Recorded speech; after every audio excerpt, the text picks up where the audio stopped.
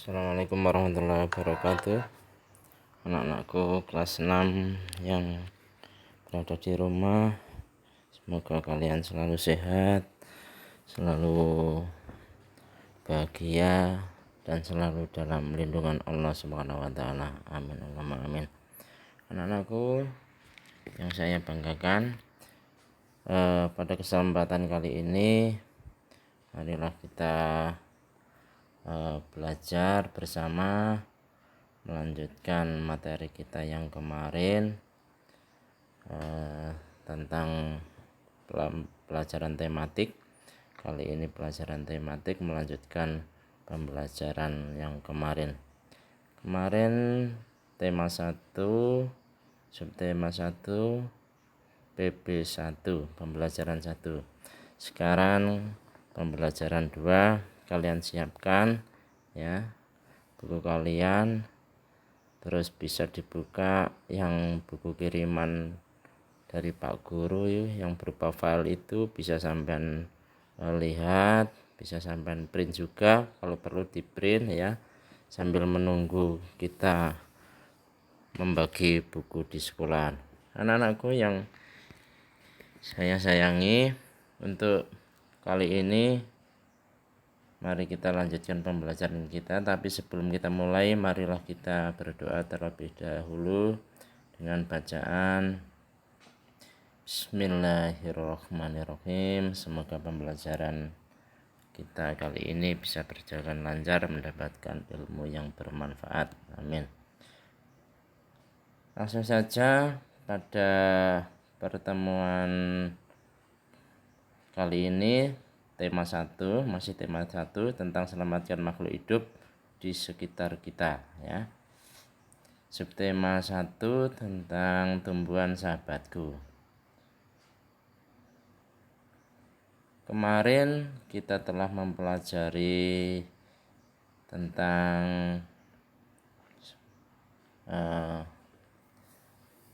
negara-negara ASEAN, ya, mengenal negara-negara ASEAN, dan juga tentang pertumbuhan, terus perkembangbiakan makhluk hidup, terutama tumbuhan secara generatif ya, dan juga tentang negara-negara ASEAN.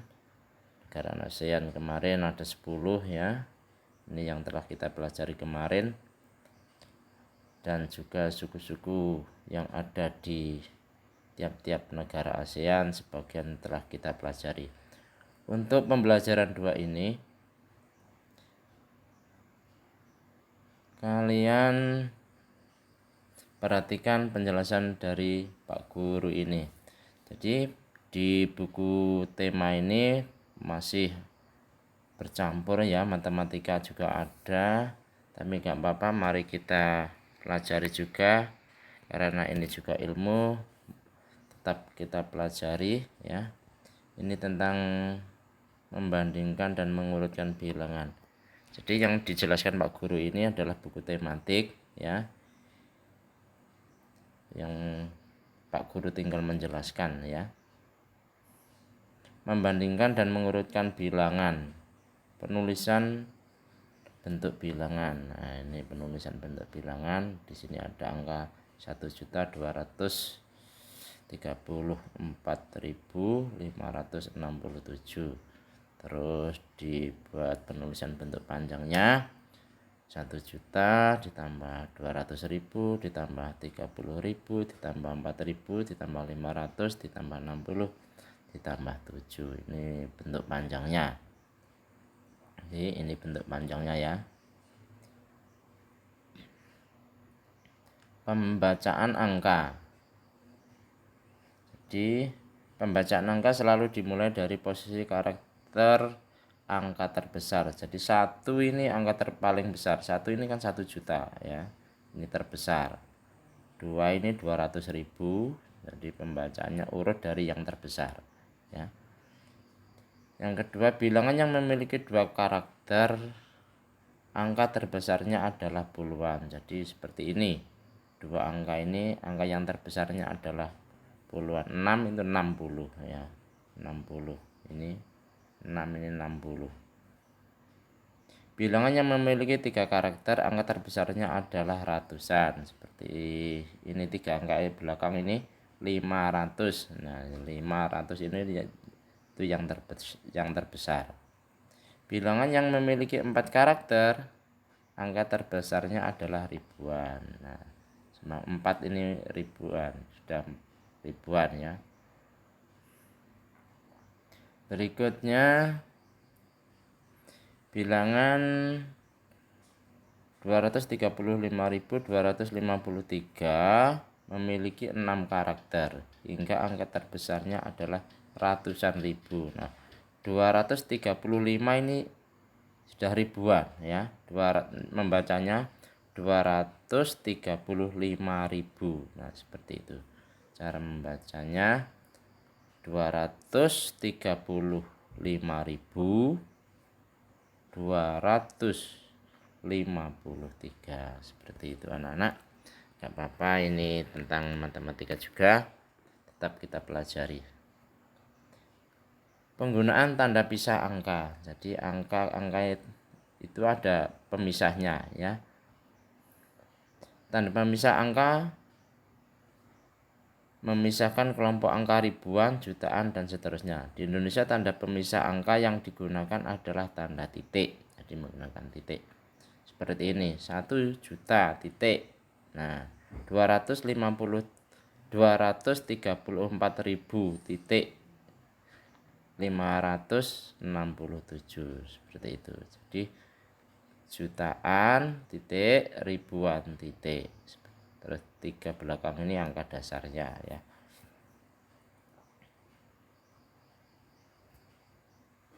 Angka-angka jika dikelompokkan berdasarkan batas tanda pemisah akan memiliki kelompok-kelompok angka. Kelompok angka dasar memiliki 3 angka paling kanan. Nah, 3 angka dasar paling kanan itu ini. 567 ini angka dasar ya. Paling kanan. Kelompok angka ribuan memiliki 3 angka di sebelah kiri tanda pemisah ribuan. Nah, ini tanda pemisah ribuan, titik di sini. Ya.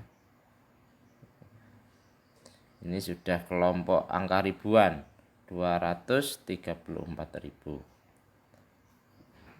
Yang ketiga, kelompok angka jutaan memiliki 3 angka di sebelah kiri tanda pemisah jutaan. Nah, ini jutaan, ini tanda pemisah jutaan ini ya. Jadi di Indonesia ini tanda pemisahnya menggunakan tanda titik. Nah, anak harus mengerti ini. Berikutnya ini tentang sila-sila Pancasila. Perilaku yang mencerminkan sila pertama Pancasila. Ya, di sini Pak Guru tinggal menjelaskan, sampean tinggal menyimak gitu saja ya anak-anak, supaya anak-anak menyimak dengan betul. Makna sila pertama Pancasila antara lain sebagai berikut. Sila pertama Pancasila yang berbunyi ketuhanan yang Maha Esa dilambangkan dengan bintang ya. Makna sila pertama diantaranya ya, ini sebagian saja, contoh saja. Bangsa Indonesia merupakan bangsa yang bertuhan, jadi mengakui adanya Tuhan yang Maha Esa. Oleh karena itu, siapa saja orang yang menyatakan anti Tuhan itu berarti orang yang tidak percaya pada Tuhan atau tidak bertuhan, maka hal itu bertentangan dengan sila pertama. Jadi orang yang tidak mengakui adanya Tuhan itu sudah bertentangan dengan Pancasila ya. Di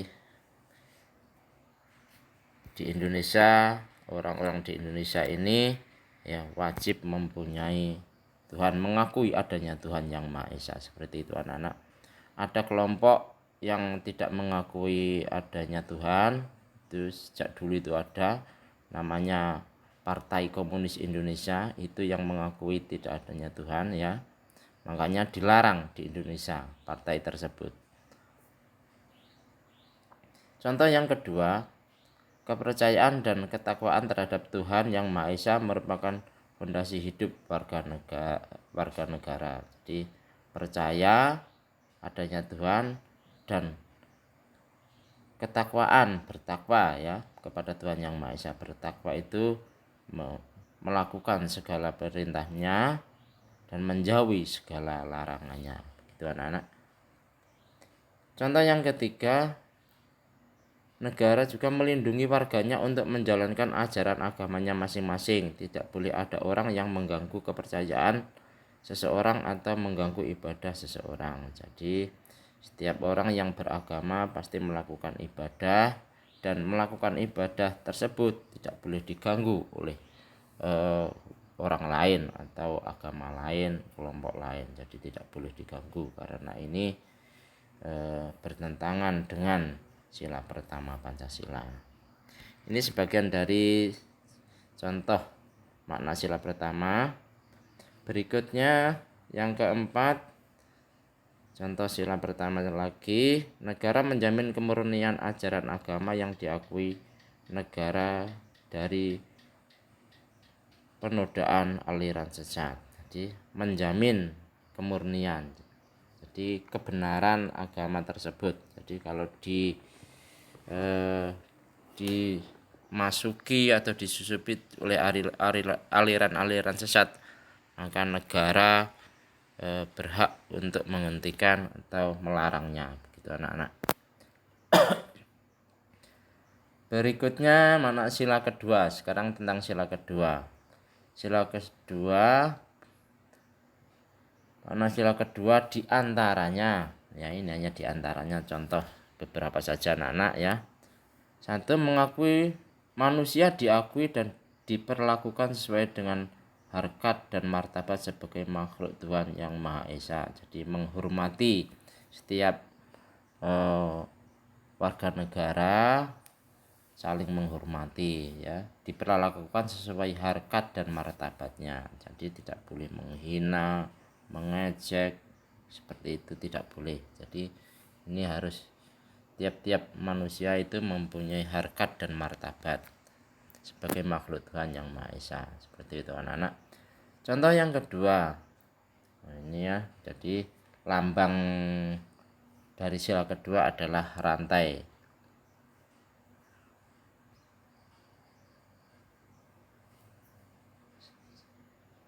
Contoh yang kedua, sebab manusia itu sama derajatnya, sama hak dan kewajiban asasinya, tanpa membedakan suku, keturunan, agama, dan kepercayaan, jenis kelamin, kedudukan sosial, warna kulit, dan sebagainya. Oleh karena itu, dikembangkanlah sikap saling mencintai sesama manusia dan sikap tenggang rasa terhadap orang lain. Jadi kita harus bekerja sama dengan baik, entah itu agama Kristen, Hindu, Buddha, dan agama-agama yang lain.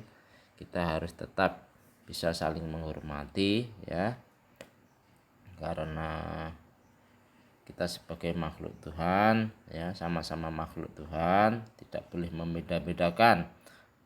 Tidak boleh membedakan itu agamanya, sukunya, warna kulitnya.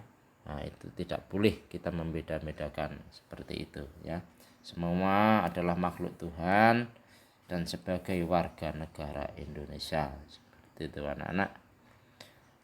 Yang ketiga, kemanusiaan yang adil dan beradab berarti menjunjung tinggi nilai kemanusiaan. Nah, jadi bunyi dari sila kedua kan kemanusiaan yang adil dan beradab ya.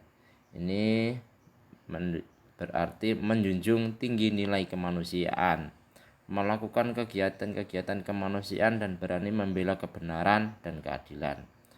Manusia adalah sederajat, jadi sama derajatnya manusia itu ya.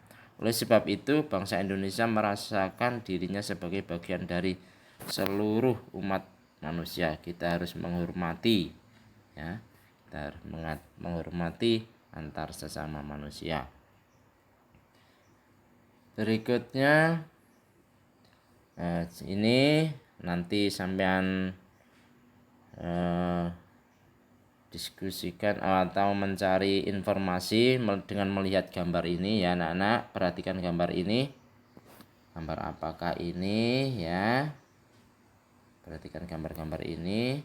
Dan tugas kalian dengan gambar-gambar ini, nanti saya suruh ada tugas di gambar-gambar ini ya. Nah, ini tugasnya. 1. Sikap atau perilaku apakah yang terdapat pada gambar-gambar di atas. Nah, sikap apa yang ditunjukkan oleh nomor 1. Ini nomor 1 ya. 1, 2, 3, 4, 5, 6, 7. Ada 7 gambar. Jadi sampai sebutkan sikap apa di situ, perilaku apa yang terdapat di situ ya. Sampai tulis di buku tulis kalian. Yang kedua, nilai-nilai Pancasila dari sila keberapakah yang terkandung dalam sikap di atas, jelaskan. Nah, jadi sampean jelaskan nilai sila keberapa, misal nomor 1 termasuk mencerminkan sila misalnya ke-1 atau kedua ya. Terus jelaskan ya. Seperti itu. Jadi nilai-nilai Pancasila dari sila keberapakah yang terkandung dalam sikap pada gambar di atas. Itu yang kedua, anak-anak ya. Ini sampean tugasnya ini. Yang kedua, sampean tulis nanti di buku tulis. Berikutnya ini ada 10 patung bersejarah di Jakarta ya. Nah, ini 10 patung bersejarah di Jakarta ini.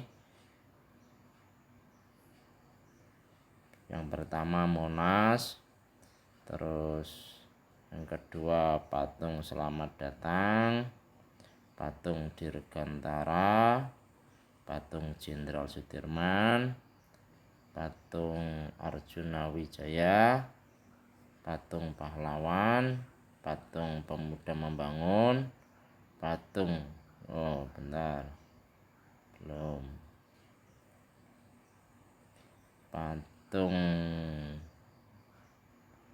patung Pembebasan Irian Barat, patung Pangeran Diponegoro, dan Tugu Proklamasi. Ini patung-patung ini berada di Jakarta ya, anak-anak. Sekarang tugas kalian atau latihan kalian sudah tadi ya latihannya ya. Latihannya tadi sampai sebutkan tadi yang ini tadi gambar ini. Nah, gambar ini tadi sampean jawab 2 soal ini ya.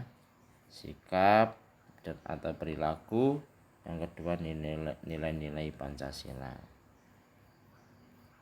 Demikian anak-anak yang dapat Pak Guru jelaskan. Kurang lebihnya mohon maaf karena ini pembelajaran 2 sampai di sini ya. Besok kita lanjutkan pembelajaran yang ketiga.